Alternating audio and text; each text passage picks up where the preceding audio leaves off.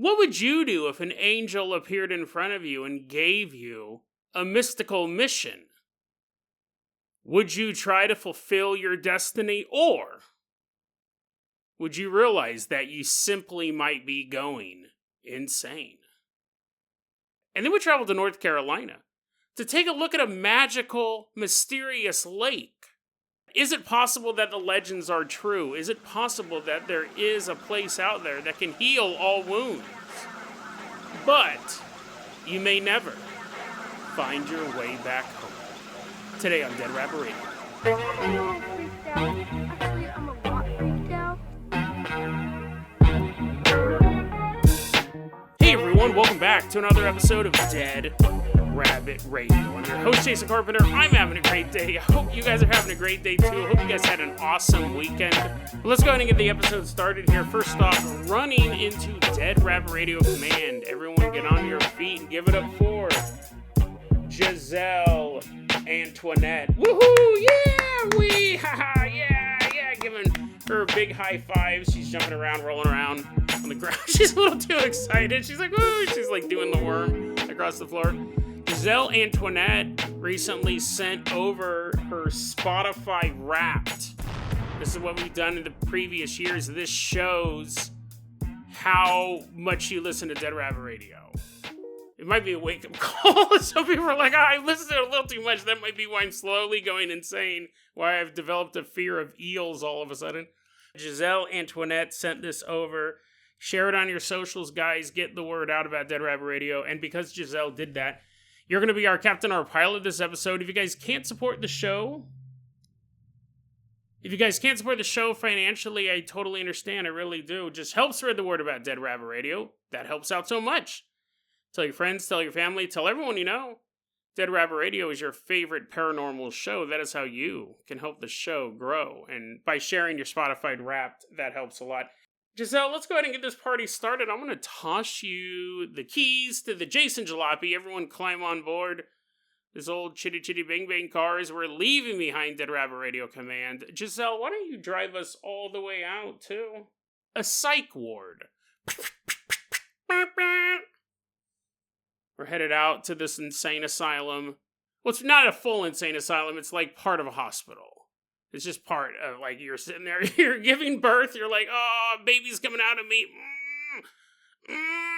And then, and the nurse is like, oh, it's a baby boy. Here, let me take that. I'll swaddle it. And I'm going to roll it down to the room full of babies. So she puts in a little cart, and she's pushing the baby through the hospital, and she passes, like, the x-ray machine.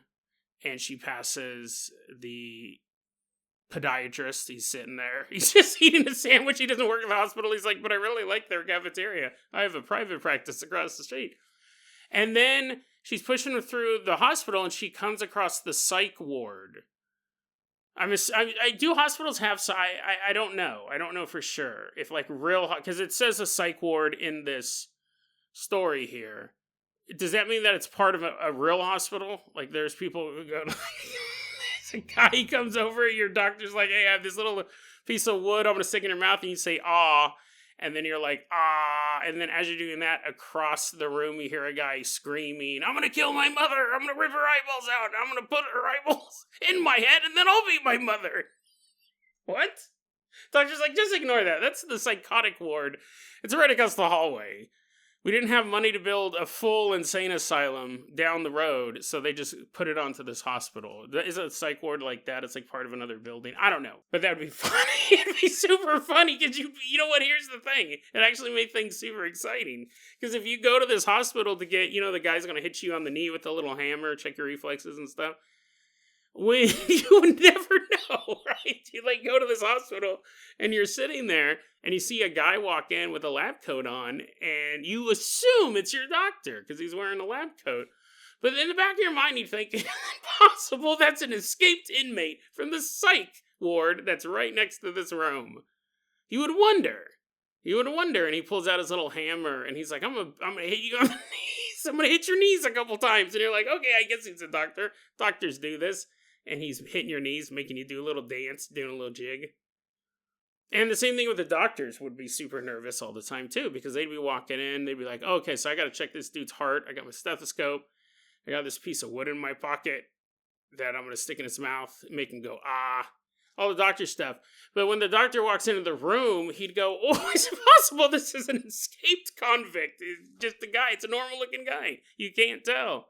It'd make things more exciting. Well, anyways, we're in this psych ward and we're about to meet this woman. One day she was working in the psych ward and she heard this dude screaming the top of his lungs in his room. Oh, I hate you so much. Oh, that's it. I'm done with you. I'm going to rip your head off. I'm going to do it right now. You probably get used to it after a certain point, right? You're probably like, oh, people yelling, people screaming about committing horrific violence. Whatever. And you hear this dude yelling, oh, that's it. I'm done. And that's not unusual. But what was unusual is that the nurse heard someone else in the room going, you rip my head off, I'm going to rip your head off. I'm going to rip your head off first. I'm going to rip it off so fast you won't even know what happened. They're just like, what the hell? Like, that's unusual. There shouldn't be two people in that room.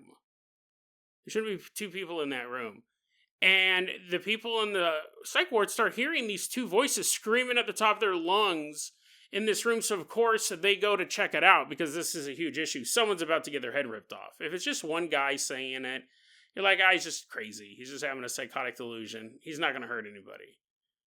But two people, now you have a problem. So they go to the room and they look in, and there's just one guy in there. He's still screaming. He's still crazy. But the point is that her and everyone else working in that area distinctly heard two different voices. And it wasn't like the guy was doing different voices. It wasn't Howie Mandel. Right? It wasn't like, oh, I'm gonna kill you. No, you're not. Oh, watch me. I bet you you can't kill me. It wasn't obviously one person doing two voices. You were like, oh, this is kind of entertaining. You're all hanging out. Now, here's the thing. This is the thing. You're all eating popcorn, watching this guy do a one-man show. We're at this psych ward, and we heard these two people yelling, but there's only one guy in there. And it does make you think, and this is something that is very controversial, but how much of the world of spirits and demons and angels and all these mystical entities, how much do they play a role in actual human psychosis? I will never say every person who's suffering from mental illness, it's a ghost or a demon or a spiritual attachment, because I don't believe that to be true. I think it's probably mostly chemical imbalances or difficulties dealing or working through real life experiences. I think it's more biological or nurture related than it is spirits. But I also won't say it's never spirits. I do think that there is the possibility for both. I think it usually is medical. I think a lot of the stuff can be treated with medicine. But sometimes to just say it's always medicine, no matter what, there's no paranormal events involved at all, I think that's going too far the other way. Because here's the thing. A lot of the stuff we talk about on the show does mimic psychosis. People talking to ghosts, people hallucinating, seeing things that aren't supposed to be there, so on and so forth. But every so often we come across a story that is, while it has its root, and here's the thing, seeing things that aren't there, seeing ghosts interacting with demons, can drive you mad. They can cause you to have a psychotic break, which then you do have to treat with both a spiritual answer and a medical answer. So we have all that. Sometimes, though, we come across a story where even though it may be rooted in psychosis, the origin might be a definable, diagnosable mental illness. Things will happen that are just so bizarre. You wonder, was there a paranormal element to this part of the story? Someone struggling with mental illness, I think, could be more vulnerable to a demonic attack or a spiritual attack, the same way that someone who's in a wheelchair is more vulnerable to a wolf attack. It's just, they're not going to be able to get out of the way. The wolf's coming at them. too fast. I mean, to be fair, most people who aren't in a wheelchair would have a hard time outrunning a wolf, but you know what I mean?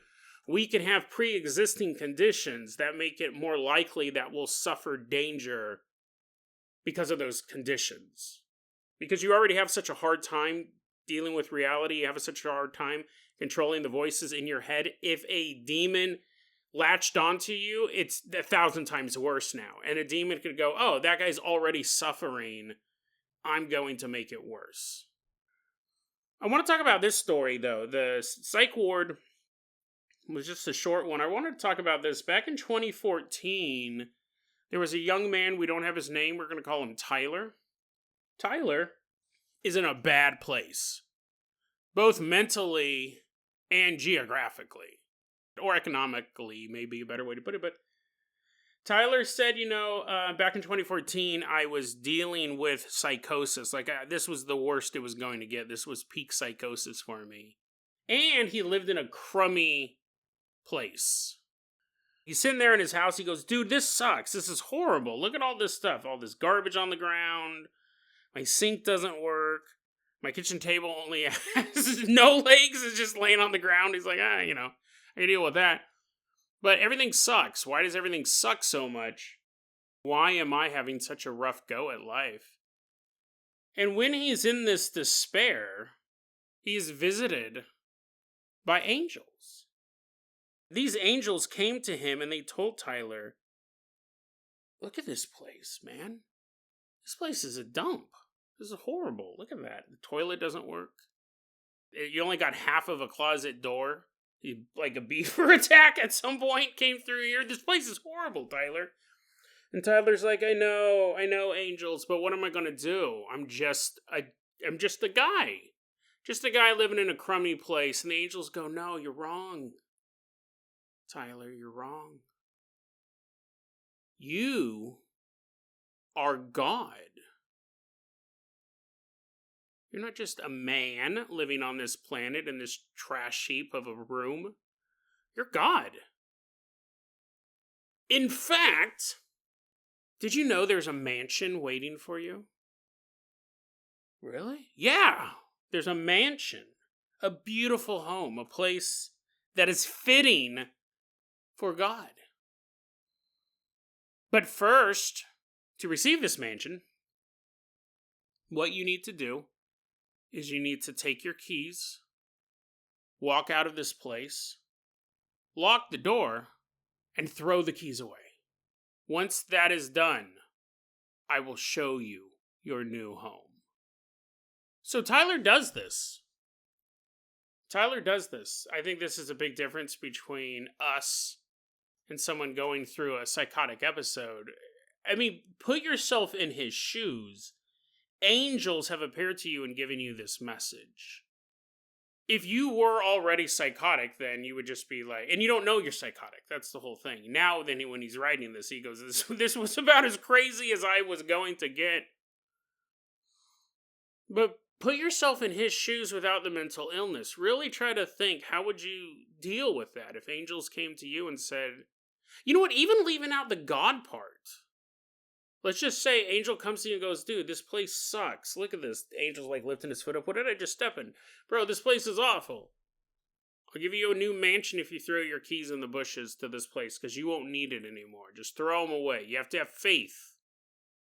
I think most of us would either try to ignore it or go to the hospital and just say, I'm seeing things. I don't know what is going on, but I'm seeing things. It's interesting, right? I think a lot of people would either try to ignore it or check themselves into a mental hospital, because you're like, clearly this isn't real. But at the same time, we talk about angels. We talk about demons. I had that time in my life where I saw an angel. I'll put that episode in the show notes. But it was cribbed enough, when I saw the angel, when I interacted with an angel, it was cribbed enough in that world between consciousness and subconsciousness that I had an out. I could tell myself, well, maybe it was this, maybe it was that. I wasn't confronted with the fact that it was in the middle of the day and I was eating peanuts, watching YouTube, and all of a sudden an angel appeared in my living room. Then I really couldn't rationalize it away. I'd either go, either this is real or I'm going insane. It's one of the two. But since Tyler's already dealing with psychosis, because he's already having such insane thoughts anyways, he really doesn't think twice about it. He walks outside of his flat, he throws his keys away, and the angels say, you will find messages. You will find clues and codes that will lead you to your mansion. And when you get to that mansion, we will give you the keys. And it'll be yours. So Tyler does that. Tyler begins walking down the street, and he's following the signs. He's seeing these clues that tell him to keep going this way, to turn here, to keep moving. Like maybe, he doesn't say exactly what the signs were, but it could be something where you're walking down the street and you see a television set next to a department store, and they're like, hey, everybody, here's the new sound from Paul Abdul. Turn around, take a left on Broadway. And he's like, oh, what? I should turn around and should have taken a left on Broadway. Then he's walking down Broadway for a little bit, and there's a billboard, and it's like, need bright teeth? Total Keys toothpaste. Find it at your nearest supermarket. And he sees a supermarket across the street, so he goes in there. That's a lot of way that the schizophrenic brain can work, a psychotic brain can work, is they'll see those clues. Schizophrenics are very, very good at finding patterns in things that don't exist. But he's following these types of clues, and it's leading him further and further away from his old house, takes him out to the rich side of town. Sees a taxi cab drive by with an advertisement. Keep going tax services. When you're thinking about giving up, just keep going. Walking down the street. And at a certain point, he almost feels like he's wandering. But he has to do this. He's on this mission. He doesn't really have anywhere to go back to as well. He knows that. He knows that he threw his keys away. He can't get into his old place. He really took a leap of faith on this one. He's walking, and eventually he gets to this mansion. And he took one look at it, and he goes, that is everything I've ever wanted in a home. It's everything I've ever wanted in a home. His ideal residence. His dream house. He sees this mansion and he looks, and it's huge. He says he can see that there's a swimming pool, there's a gate surrounding it. It's just this beautiful estate. He walks up to the front of the mansion, and there's a mailbox outside. And the mailbox has his name on it. Tyler. But he didn't give his real name, but that's the name we're using. His real name was emblazoned on the side of this mailbox. He goes, oh my God, this is my house. This is the house that the angels promised me. I mean, my name's on it. He then opened up the mailbox, and inside the mailbox was a set of keys. He lets himself in the gate. The keys will open the gate. He walks in. He walks into his mansion. It's more beautiful inside than it was outside. He's never been in a place like this, but yet he could picture it in his head. He always knew this is what he deserved. Now he has it. He goes, I walked around the mansion and I noticed I kept finding sets of spare keys for the mansion in the mansion. He explored his new home. He stayed the night there. He ended up sleeping there, waking up the next morning. Oh man, I swear this must just be a dream. The angels were right. They led me to my dream home. This is just... what a way to wake up. Wake up in the new reality. He takes a shower. He eats breakfast. He says, you know what? Okay, so this is a beautiful place, but you know what it's lacking is a little bit of that Tyler pizzazz. I got some stuff in my old house I want to go pick up. I'll bring it back. At least I know where it's at now. It's not going to be this long wandering trip. I need to go back to my place to pick some stuff up. Tyler walks out of the mansion, walks to the gate, opens it up, steps out, and almost immediately, whoop, whoop, whoop. It's like a bunch of insane clown posse guys, can't call him. No, there's a cop siren. They lit him up. Whoop, whoop, whoop, whoop. Whoop. Doesn't sound like a police. Have you ever encountered the police? Well, yeah, I have. But the point is, it's not my police encounters. We're talking about Tyler. Tyler says almost immediately this police car rolls up on me and these cops are like, sir, what are you doing here? He's obviously walking out of a place that is not his mansion. They detain him and they start asking, hey, how'd you get the keys? How'd you get the keys to this place? And he goes, well, I'm God. Doesn't that look like a house befitting of a god? I'm God. I was living far away in this crummy place. You guys should see it. And these angels came to me and they told me that they would give me a set of keys to my new house if I threw my old ones away. And here I am. Like, look at my name's on the mailbox. I don't know what else I need to prove to you. Obviously, the cops were like, none of that story really makes sense. I'm sure you did throw your keys away, but everything else, you're not God. Angels didn't tell you where this was. People, more than one person has your name. They ended up taking him down to a mental hospital where Tyler, in very telling fashion, I thought this was interesting when he wrote this up. He goes, yeah, they took me down to the mental hospital. I just pretended to not be insane for a couple hours, and then they let me go. I mean, that is the way the system works, right? You can be so much institutionalized in that you know exactly what they want to hear. So you just tell them that, and they go, he's fine. Let him go. They let him out of the mental hospital. He's not there for long, but now he's roaming the streets. He's like, oh my God, I don't have anywhere to go. The police took all of my keys. All of the spare keys that I found, the set of keys in the mailbox, they're all gone.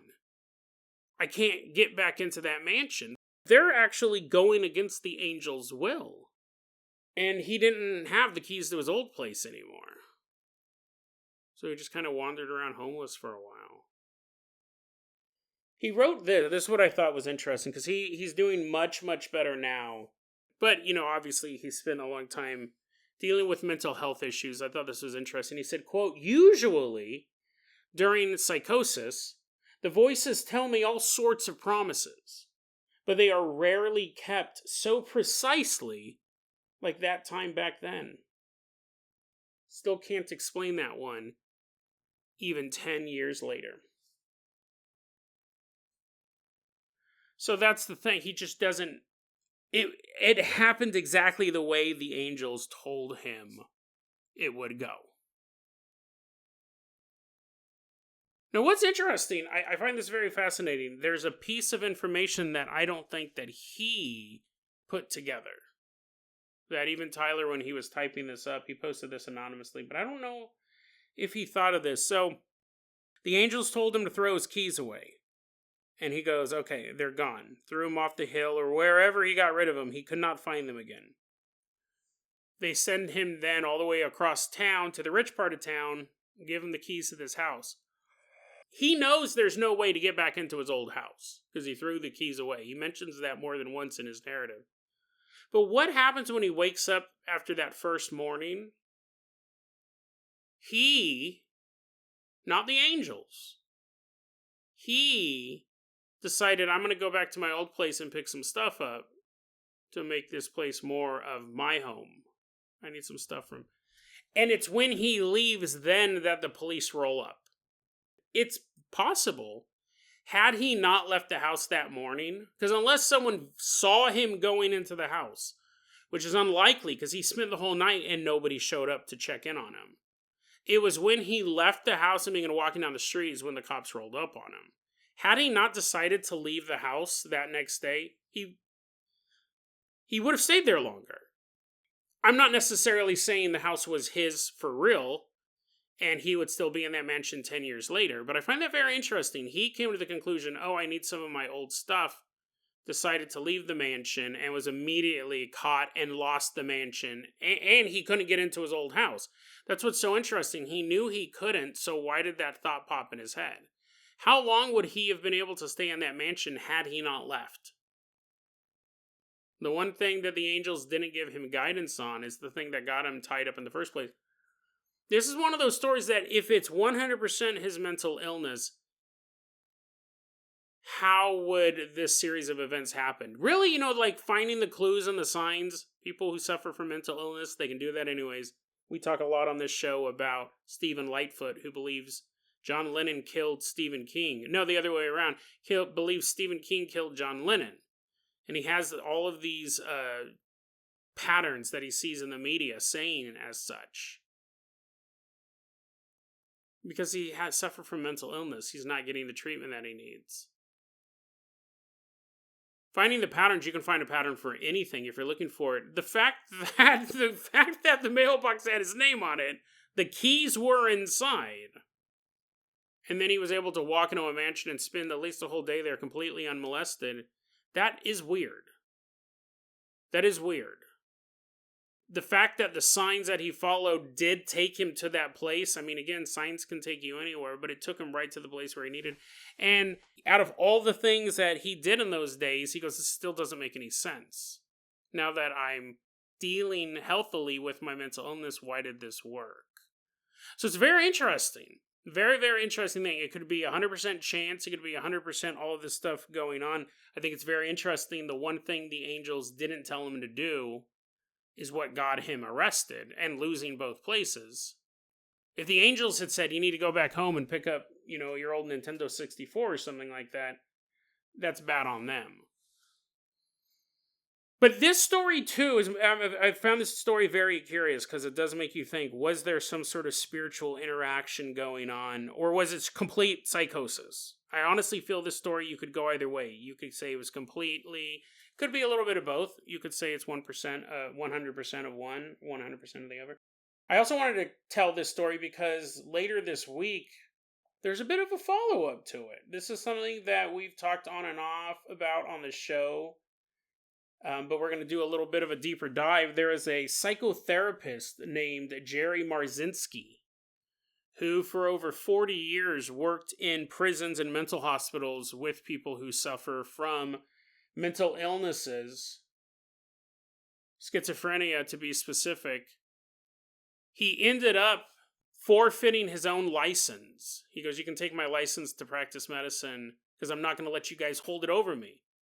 I'm not going to let the medical community say, stop doing what you're doing or we're going to take away your license. He willingly gave it up because he believes, and we'll look at this later in the week, he believes that a good amount of mental illnesses are actually caused by energy parasites. And he found some pretty creepy commonalities between patients who really shouldn't have anything related. Because what he found may point to a theory that it is not angels or demons, but something he calls an energy parasite. This alien-esque force that's attaching itself to humans and causing them to go insane. So we'll take a look at that story later in this week. But right now, Giselle Antoinette, I'm going to toss you the keys to the world famous Carpenter Copter. We are leaving behind this mental hospital. Why don't you fly us all the way out to North Carolina? We're flying over North Carolina, and Giselle, look at that. See that river down there? That is the Occasionalofity River. I say as a bunch of people are shaking their heads, they're like, that's not how you pronounce that. Occasionalofity River down there. Now head west. Head west on there. We're flying over North Carolina. We're over the Great Smoky Mountains. There's just dense forests. We see squirrels looking up out of the trees. They're shaking their little fists at us because we scared them. They dropped all their nuts. We see a heron, a big bird flying next to the Carpenter Copter, and he's like shaking his fist at us because we crashed into his family. He's the only one left now. Okay, Giselle, wipe that blood off the window there. Keep flying us around. We're trying to get to Lake Atagahi. And you're looking out of the Carpenter Copter, everyone's kind of like looking down, seeing if they can spot it, and they go, is that it? And I'm like, nope. And I go, nope, that's not it. And then someone else is looking out of the car. Hey, is that it down there? And I was like, nah, that's a pretty good lake, but it's not Atagahi good. We're up there, flying around for like 3 or 4 weeks. Giselle's arms are all getting tired. She's like, they're so cramped up. Nobody can find Atagahi Lake. And I go, of course not. Because we are humans. Humans cannot find this lake because this lake could change the course of humanity. Because one human ruined it for the rest of us. Atagahi is a lake in the Great Smoky Mountains that is a legend. But is it? Is there something more to it? Is this actually a real place that is able to vanish from human view? Or is it just a made-up story told to keep kids? Well, actually, I don't really know what the moral would be. A lot of times with cryptids and stuff like that, there's a moral to it. Don't go out in the woods. Werewolf might get you. Don't hang out by the river. La Leornha may get you, right? Don't be hanging out of the river at dark. Don't walk around your bedroom in the middle of the night. Boogeyman might get you. Really, these are all ways to just keep kids terrified and doing exactly what you want them to do. Stay away from the woods, stay away from the river, sleep in their bedroom. But what's the moral to Atagahi Lake? This is very, very interesting. In the Cherokee language, it means the gall place. But I looked up the word gall, and I don't think they're talking about like the German dudes running around with axes and stuff. The only other thing I could find is a gall means any abnormal vegetable growth. Which would mean, maybe it's a place of abundance. Maybe if you've ever looked out your window and saw a bunch of corn, you're like, look at this gall. Look at all of this gall. But the problem is that if you read the rest of the definition, it doesn't sound like it's good. Gall means any abnormal vegetable growth. I don't think it's a lot of corn. I think it's that your corn is ruined. Because it says any abnormal vegetable growth or excrescence. Oh, that was such a good band. Excrescence on plants caused by various agents as insects, nematodes, fungi, bacteria, virus, chemicals, and mechanical injuries, which was Marilyn Manson's best album. You have this idea that a gall, it sounds gross, right? So I don't know why it's called the gall place. Anyways, they call it that. They call it Atagahi or the gall place. And as disgusting as that sounds, right? You show up at a place and it's covered in abnormal growth over all the vegetation. You don't want to go there. You're glad the lake is lost. So I think the name's wrong. But anyways, I think that this 500-year-old name founded by the Cherokee people, they got it wrong. You have Atagahi Lake. It is a beautiful lake. That is the way that we've always heard it described. It is so beautiful, it seems unearthly. But we have very few actual humans visiting this place. We have very few accounts of a human actually stumbling upon Atagahi Lake. We have to go all the way back to the time when the Cherokee did control this part of the world. North Carolina, Tennessee, none of these places existed as far as we know them. This was back when the Cherokee Nation controlled it. And even to them, this was a legend that predated a lot of the people living there. There's an old story about a Cherokee warrior. We didn't give his real name. We'll call him Sam. Sam was this young brave who one day when he was out stomping through the woods, he came across this beautiful lake. He came across this lake that defied description. It was fed by a series of natural springs that turned into waterfalls that poured into this beautiful blue lake. Some say that it's purple, but most of the accounts I read said that it was the blue lake. And it was full of animals. It wasn't just that. It wasn't that there was a couple ducks and a squirrel sitting back getting a suntan. It was animals of all stripes, and they all got along. Sam finds this lake and he sees a bear sitting there rubbing his belly. And he goes, oh no, did that bear just eat a chicken? Nope. The chickens are dancing, having a little dance party right next to the bear. Then he sees a crocodile. I don't know if there's crocodiles in this area, but just to paint a picture, there's a crocodile sitting there, and a deer walks over to the crocodile and lays next to the crocodile, and the crocodile just gives him a little look, and then gives him a little hug. Crocodile's hugging, dragging the deer into the water. Deer's thrashing. He's like, I like to hug underwater. I like to hug and spin you around. No, the animals weren't attacking each other.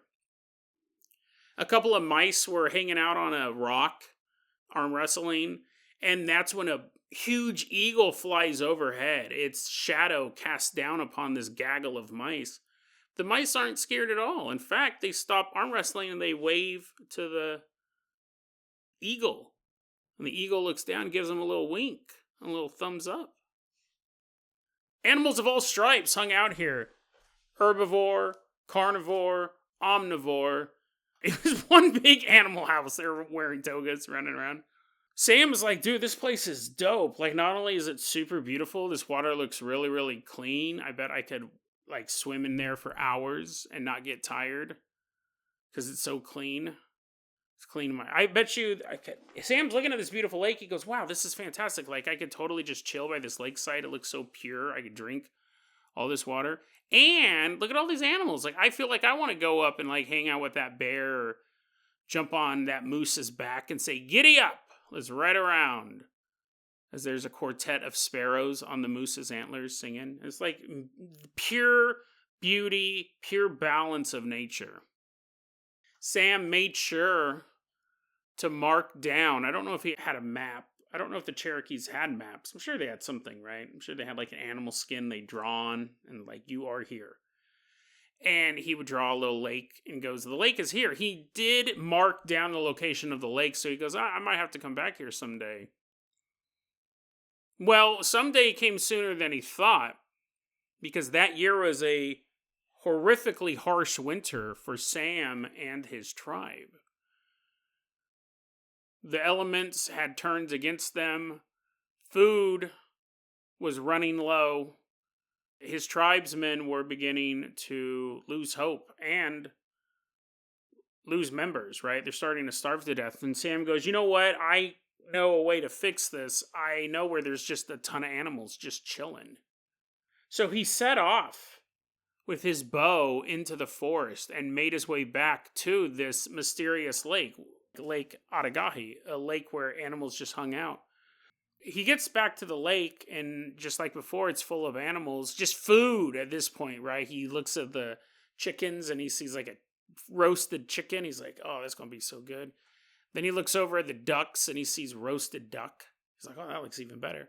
But then he sees a big black bear just sitting there by the lakeside, and he goes, oh, dude, bear burgers? Fantastic. That sounds so good. I could kill this bear, and we'd have enough food to eat forever. Well, not really, not forever, maybe more like a week, but then I'll come back and I'll kill a couple chickens. But for right now, dude, that bear looks yummy. So he pulls back that bowstring, and he takes aim at the black bear. The bear doesn't even notice that Sam's standing there. It's like sneaking up on someone on a cruise ship with a shotgun in your hand. They're not going to expect it. Sam pulls back that bowstring and he's looking right at that bear and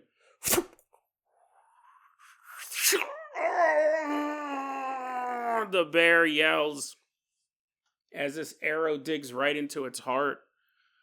A kill shot. But it's not immediate, right? This bear's got to bleed out for a bit. It's got an arrow in its chest. It's still going to do some running around. It's still going to panic. This wasn't Sam's first kill. But he is puzzled when he watches the black bear not begin running around and freaking out and holding its chest and blood spurting, coming out everywhere, and then the black bear falls down 50 yards away. No, the bear gets shot in the heart with the arrow, and then he jumps into the lake. Sam's like, oh, well, I knew it was going to be hard enough dragging a bear carcass back home. But a soaking wet bear carcass, first off, it's freezing. So I got to jump in this cold water. Two, even if I did, you know how heavy this thing's going to be? It's going to be soaking wet. This is going to totally suck. But, I have to get this food, right? I killed the bear. It's just going to be at the bottom of this lake. So Sam begins to approach where the bear jumped into the water, and that's when he sees on the opposite shore the bear walk out of the lake.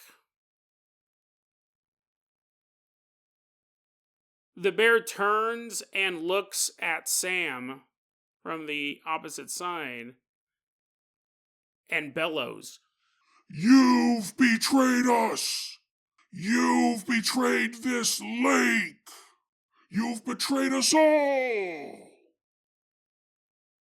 Even from the opposite side of the lake, Sam realized the arrow was no longer embedded in the bear's heart. In fact, the bear was healed. Also, the fact that the bear talked, all of this stuff, he's like, oh, that's kind of interesting. Where'd the arrow go? Also, it can speak, it knows my language. Wow. Sam took off running, away from the bear, away from the lake. After that, Lake Atagahi vanished. What was going on here is this is a lake of Elysium. It's total peace. You don't have to worry about getting killed here. In fact, if you swim in the waters of the lake, you are healed of all wounds and all diseases. It wasn't just that the animals came out here to kick it. It's that if, like, you had a chicken and it had a broken chicken wing, it was balking too hard one night and it banged its arm against the side of a tree. It goes, and the other chickens would be like, don't worry, Gary, don't worry. Let's go to the lake. He's like, I didn't think about that. So they'd all go to the lake and he'd run around in the water a little bit, and then his arm would be back to normal. If a squirrel was getting chased by a wolf, the squirrel's like, running through the forest, and the wolf's like, that's it. I'm totally eating you up. I'm going to bite you up. And then he bites the squirrel's foot off, and the squirrel's like, no, and he's bleeding out. He's squirting blood in the wolf's face. The wolf can't see all of a sudden. Squirrel takes off running. Where do you think the squirrel's going to go? It's going to go to Lake Ataga'hi. Just jump in the water, get a new foot. But because Sam had betrayed the natural truce where there was no one to be injured here, which, to be fair, he didn't know the rules, right? He didn't have a sign posted up saying don't kill anything. But it was this idea that a human could see all these animals living together in harmony, and it is a smorgasbord. It's an all-you-can-eat buffet to a human. The animals are like, no, that's not what this place is. You betrayed us. You betrayed the rules of the lake. So at that point, the lake became invisible. It's really interesting legend because that's kind of the start of it. We don't know how visible the lake was before Sam betrayed it. It seemed like it was already relatively hard to find, but it didn't vanish from view. Nowadays, people have reported trying to find this lake. Well, I say nowadays, basically from the time Sam did this for the next couple hundred years, you'd have stories of Cherokee warriors as well as European settlers and modern day hunters in the area walking, and they will see a lot of waterfowl flying through the air. You look up and there's just a bunch of ducks headed off in a particular direction. You're like, what? There's no lake around here. Where are all those ducks coming from? Where are they going? And you can follow them. You can follow where the ducks are going, and you'll get to a place where you'll hear a lot of birds. You'll hear a lot of animals. And you're like, wow, there must be like a giant watering hole there. But when you finally get to where you hear the sound coming from, there's no animals and there's no water. You just find a big, dried out lake bed. People say there are still ways to be able to visit. It's interesting because there's so many different legends with this one that I was reading all these websites, and some people say no one's seen it since Sam. Some people say, no, you can actually see it today, but you have to undergo a very, very rigorous schedule of prayer and fasting. You have this all night long vigil. And the websites that I went to, they don't specify what it is. So it could just be, again, hearsay, or it could be that the people who know how to do it don't want everyone to know how to do it. So it could be that there is a known way to do the prayer and the fasting and the all night long vigil. Specific prayers, a specific type of fast, and a specific type of actions you have to take during the vigil. But I couldn't find anything specific on it. But they say if you do this, when the all night long vigil is done, you will hear the sounds of hundreds, really thousands of birds nearby. And if you follow that sound, and if you've done the correct steps, you will be led to Lake Atagahi. You could see it today if you followed the proper steps. Other people say, no, there's no way. It hasn't been visited in hundreds of years. It's completely hidden from humanity. And it's quite a loss, right? If this story is true, it's a way to heal all wounds. It's a way to cure all diseases, but it was lost because of one hunter. To be fair, I mean, his people were starving. He didn't do it just because he wanted a bearskin rug. He was trying to feed his fellow tribe members, but it wasn't done out of greed. It was done out of necessity. However, he still betrayed the rules of the lake. He didn't know what they were, but he still broke them. And it ended up, shutting down a possible powerful mechanism for healing not just animals, but humans as well. So that's the story of Atagahi Lake, a place that really has a lot of parallels to the Garden of Eden, a beautiful place where everything is at peace, that is taken away from man because he trespassed against it. He broke a rule, and everyone suffers because of it. Not only Sam's tribe, but even today. But you can't be too hard on Sam, because if you think about it, like, let's say he didn't kill that bear. Let's say for hundreds of years, local Native Americans went to this lake to heal their wounds. Eventually, over the course of time, it would have been exploited in one way or the other. I mean, nowadays, if we stumbled across the lake, or even a spring, it doesn't have to be a whole giant body of water, but if we came across something that really had miraculous healing properties, how long would it be before a government took control of that area?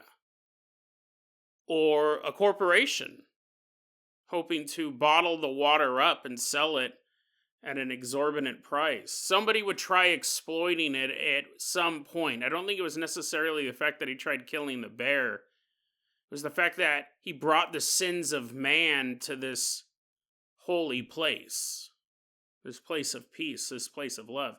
So if he didn't do it, eventually a government would have taken control of it and tried to exploit it, or a military group would set up guard posts, make sure no one got in there. They declared this area was too dangerous for the public. And there's a lot of stuff that could make it disappear. Humanity does have a weird... Humanity does exploit things. As much as I am very pro-human, we do have a tendency to exploit things and not give gratitude to all of the beauties and wonders that the earth can provide. So it basically would have vanished at some point. Somebody would have done something and it would have disappeared. I do wonder, though, and we'll wrap it up like this. This is one of those stories, we've talked about stuff like this before. We've covered disappearing houses and disappearing doors within houses and places that are there one day and are completely gone. It's an empty lot the next. My question is always the same. Well, what would happen if you did stumble across this house, one of these houses, and you went inside and then it vanished? You're forever trapped in this house. or you see a door in the basement that's never been there before, you open it up and walk downstairs, and you're never seen again. The door vanishes. There's no way out. I wonder the same thing about Lake Atagahi, but I would say if you got stuck here, if you happened to make it to the lake and then it vanished from sight and you couldn't find your way back, this is the one situation where you honestly might be a little better off. In a place of pure peace, surrounded by the beauty of nature, surrounded by talking animals. I mean, I wouldn't want to be trapped in a pitch black basement till the end of time. And I'm not a big nature guy, honestly, but trust me, if I could spend the rest of my life sunbathing on a beach while turkeys are making me drinks, they're delicious turkey milk. I don't know why the turkeys would be the best one to make drinks. They're like, God, gobble, gobble. We ate everything. All you have left is this turkey milk to drink. But you know what I mean? It'd be cool hanging out with talking animals all day long. I'm all getting bored. All they can do is talk about nuts. I'm like, I get it. I get it, squirrels. You like nuts. They're like, not just nuts. We love legumes. We love peanuts. I was like, oh, that's it. I'm going to strangle this chipmunk or squirrel or whatever's talking to me just so I get kicked out of this peaceful place. It might get a little boring after a while. The bear comes over, is talking about berries. Different types of berries. I'm like, didn't you get shot in the chest 400 years ago? Come on, man. Can't you die eventually? He's like, nope. Whenever I get a little bit of gray fur, I jump in the water. Become young again. Now that I think about it, it may not be my idea of a peaceful existence till the end of time, but I bet it does appeal to a lot of people. This might be the one dimensional rift a lot of people would love to find and accidentally get trapped in forever. DeadRabbitRadio@gmail.com is going to be our email address. You can also hit us up at Facebook.com/DeadRabbitRadio. TikTok is @DeadRabbitRadio. Dead Rabbit Radio is the daily paranormal, conspiracy, and true crime podcast. You don't have to listen to it every day, but I'm glad you listened to it today. Have a great one, guys.